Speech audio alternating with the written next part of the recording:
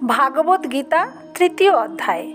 এই অধ্যায়ে বলা হয়েছে, মনে রাখতে হবে যে অপরের সেবা করে আমি আমার পূর্বেকার ঋণ পরিশোধ করছি।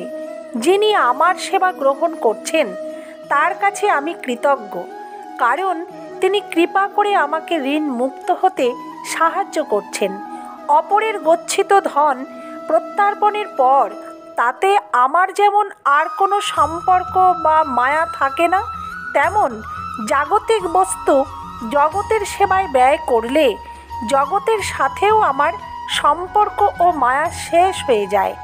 এতে মুক্তির দ্বার উন্মুক্ত হয়। শরীর, ইন্দ্রিয়, মন, বুদ্ধি ও বস্তু সামগ্রী প্রভৃতি কোনো কিছুই নিজের নয়, সবই সংসারের, পুরুষ নারীর জন্য, পুরুষের জন্য নয়, অথবা স্ত্রী স্বামীর জন্য, স্ত্রীর জন্য নয়। অনুরূপভাবে প্রত্যেকেই পরের জন্য, নিজের জন্য নয়। গীতায় কাম্য কর্মের স্থান নেই। গীতায় উল্লেখযোগ্য কি কাম্যকর্ম নয়?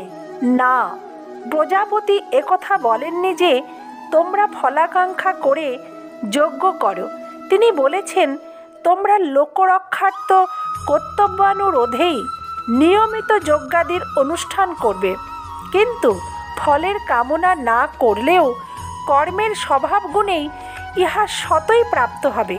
ফলের কামনায় লোকে আম্রবৃক্ষ রোপণ করে, কিন্তু ছায়া ও মুকুলের সুগন্ধ কামনা না করেও পায়।